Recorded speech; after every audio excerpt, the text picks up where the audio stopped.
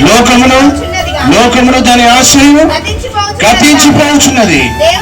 దేవుని చిత్తాన్ని జరిగించువాడు నిరంతరము నిలుస్తారంటే, దేవుని చిత్తాన్ని ఎవరైతే జరిగిస్తారో భూమి మీద, ఎవరు జరిగిస్తారు?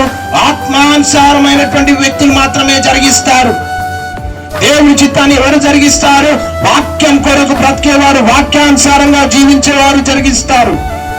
వాక్యం ఏం సెలవిస్తుందంటే, లోకము దాని ఆశ గతించిపోతుంది. గతించిపోయేదాన్ని మనం వెంబడిస్తే మనం కూడా గతించిపోతాం. అందుకొరకు కాదు క్రీస్తు 2025 సంవత్సరాల క్రితం మరణించింది. దేవుని చిత్తాన్ని ఎవరైతే నెరవేరుస్తారో, ఆత్మానుసారమైనటువంటి మనస్సు ఏమిస్తుందంట? జీవం ఇస్తుందంట. అంతేకాకుండా సమాధానం ఇస్తుందంట. ఈరోజు ఎన్ని కష్టాలు నింప సంగమా, దేవుని యొక్క వాక్యం సెలవిస్తుంది ఏంటంటే, నువ్వు ఆత్మానుసారంగా నువ్వు జీవిస్తేనంట నీకు జీవం ఇస్తుందంట. ఏంటి ఆ జీవం అంటే? క్రీస్తే ఆ జీవము.